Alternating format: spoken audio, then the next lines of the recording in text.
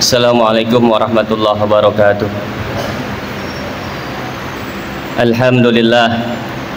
Alhamdulillahi rabbil alamin wa bihi nasta'in ala umurina waddin. Wassalatu wassalamu ala asrafil anbiya mursalin wa ala alihi wa sahbihi ajma'in. Allahumma salli ala sayyidina Muhammad wa ala ali sayyidina Muhammad. Allahumma salli ala sayyidina Muhammad al-fatih lima ughliq wal khatim lima sabaq nasirul haq bil haq wal hadi ila siratikal mustaqim wa ala alihi haqqa qadrihi wa miqdarihi al-azim. Allahumma salli ala sayyidina Muhammad salatan taghfiru biha dzunub wa tuslihu bil qulub wa tantaliku bil usub wa ala alihi wa sahbihi wa man ilahi mansub. Bismillahi masyaallah la yasuku khaira ilallah. Bismillahi masyaallah la yasrifu su'a ilallah. Bismillahi masyaallah ma kana min ni'matin fa minallah. Bismillahi masyaallah la hawla wa la quwwata illa billahil aliyyil azim. Amma ba'du fa ya ibadallah, usikum wa nafsi bitaqwallah faqad fazal muttaqun. Qala Allah ta'ala fi kitabil karim, a'udzu billahi minasy syaithanir rajim. Bismillahirrahmanirrahim.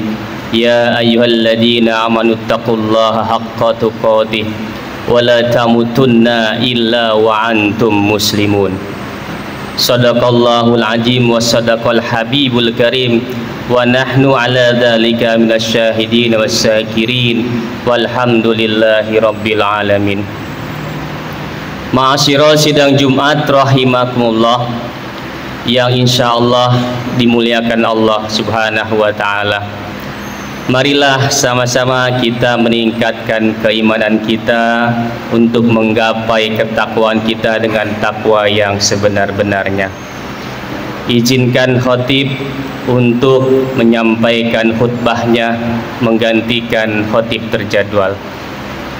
Salawat dan salam tidak lupa kita hatur kirimkan ke roh baginda kita Nabi besar Muhammad sallallahu alaihi wasallam.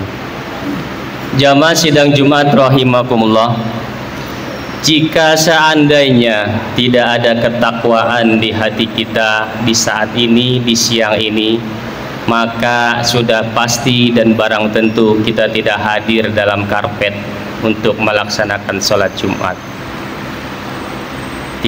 Seandainya tidak ada ketakwaan di dalam hati kita ini, maka sudah pasti dan barang tentu kita tidak mau meluangkan waktu kita untuk duduk bersimpuh di masjid ini. Dasar ketakwaan inilah Allah memberikan kita kesempatan untuk meluangkan waktu kita, perhatian kita untuk menunaikan kewajiban kita sholat Jumat berjamaah. Tema khutbah karya siang hari ini adalah mengapa kita harus bertakwa. Setiap Jumat kita selalu diingatkan, ittaqillah, ittaqillah. Bertakwalah kepada Allah, bertakwalah kepada Allah. Udah ratusan Jumat kita hadiri, kita selalu diingatkan, bertakwalah, bertakwalah kepada Allah. Maka Al-Fakir mengambil judul mengapa kita harus bertakwa kepada Allah. Yang pertama adalah karena takwa akan menjadikan kita hamba yang bersyukur. Sebentar lagi, tinggal beberapa jam lagi kita akan merayakan kemenangan negara kita, negara Indonesia, hari ulang tahun kemerdekaan Republik Indonesia yang ke-79. Sudah barang tentu orang yang bertakwa pasti akan bersyukur sesuai dengan dalil Al-Quran surah Ibrahim, la in syakartum la azidannakum wa la in kafartum inna adzabil lasyadid. Siapa orang yang bersyukur kepada Allah, pasti Allah akan tambah nikmatnya. Dan barang siapa yang kufur akan nikmat Allah, maka sesungguhnya azabku sangat pedih. Ayat ini menggambarkan dua, janji Allah dan hukuman Allah. Janjinya akan menambahkan nikmat kepada kita bagi kita yang bersyukur, dan ancamannya akan bahwa ajabku sangat pedih. Naudzubillah min dzalik. Mudah-mudahan negara kita, negara kesatuan Republik Indonesia ini akan terus jaya, dan kita sebagai rakyatnya, penerus masa akan datang, tetap bisa mempertahankan negara Republik Indonesia yang kita cinta ini. Yang kedua, mengapa kita harus bertakwa? Karena takwa sebagai bentuk ketaatan. Ada orang yang hobi memelihara burung. Ketika burung itu dipanggil sama yang punya burung, lalu burung itu datang menghampirinya dan mendekati si pemilik burung. Insya Allah burung seperti itu burung mahal, harganya bernilai tinggi, dan yang punya burung senang dengan burung kesayangannya. Bagaimana dengan kita? Ketika Allah panggil kita, Allahu Akbar, Allahu Akbar, apakah kita datang mendekati yang manggil? Kalau kita tidak datang mendekati yang manggil, artinya kita belum bertakwa. Bagi orang yang dipanggil sama Allah lalu datang dan mendekat, ruku dan sujud, nilainya mahal di hadapan Allah.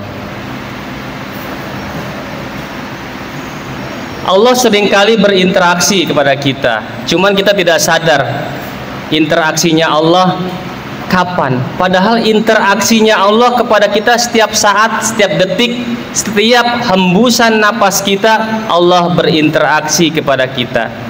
Cuma kita baru merasakan ketika Allah memberikan cobaan, baru kita berinteraksi kepada Allah, baru kita sujud, baru kita angkat tangan, ya Allah, ya Allah, ya Allah. Baru sadar bahwa kita punya Tuhan, kita punya Allah. Baru sadar kita berinteraksi dengan Allah. Padahal setiap hembusan napas kita, Allah berinteraksi dengan kita. Yang ketiga, kenapa kita harus bertakwa?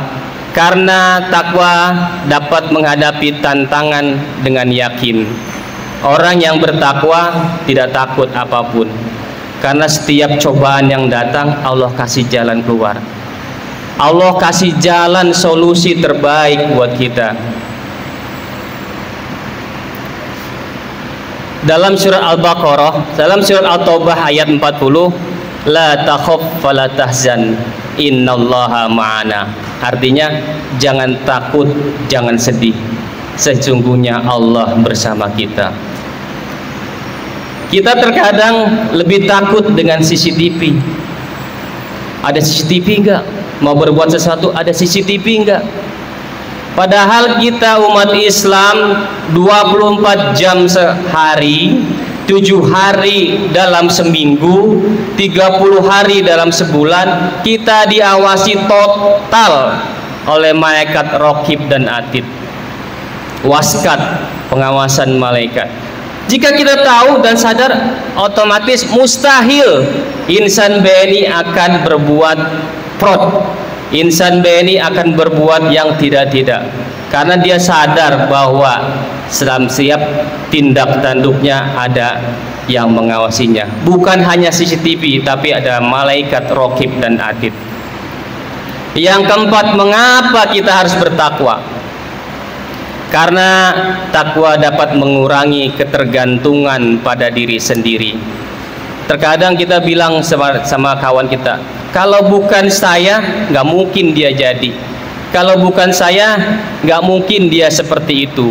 Kalau bukan saya, kalau bukan saya, kalau bukan saya. Namun dia lupa di situ ada Allah. Kalau bukan saya, dia tidak bisa promosi. Subhanallah, ada Allah di belakang kita yang selalu mendampingi kita kemanapun. Yakinlah ketika kita melihat rezeki orang, bersyukur, alhamdulillah orang itu dapat rezeki, mudah-mudahan langgeng. Ketika kita mendoakan orang, lalu orang yang kita doakan tidak tahu, malaikat yang mendengar doa kita, wa antum mislu zalik, lu juga sama. ente juga sama seperti yang ente doain. Mudah-mudahan kita selalu berdoa baik buat siapapun dan berimbas baik kepada kita yang mendoakan. Mengenai jabatan, tidak ada jabatan, tahta dan harta yang dipunyai oleh kita selama hidup di dunia dituliskan di batu nisan, nggak ada. Yang ada dibawa oleh kita amal baik kita kepada Allah Subhanahu wa taala. Yang terakhir, mengapa kita harus bertakwa? Karena takwa mendapatkan kemudahan sesuai dengan surat At-Talaq ayat 2. Wa may yattaqillah yaj'al lahu makhraja. Barang siapa yang bertakwa akan diberikan jalan keluar, akan diberikan solusi, akan diberikan suatu jalan yang tidak disangka-sangka untuk dilaluinya, seolah-olah kita mendapatkan hidayah dari Allah Subhanahu wa taala. Solusi kehidupan, takwa. Solusi rezeki, takwa. Solusi rumah tangga, takwa. Solusi anak, istri dan keluarga, takwa. Barang siapa yang bertakwa, solusi akan diberikan Allah Subhanahu wa taala. Mudah-mudahan dengan makna takwa yang saya uraikan ada 5 ini, mudah-mudahan bisa jadi patokan buat kita semua.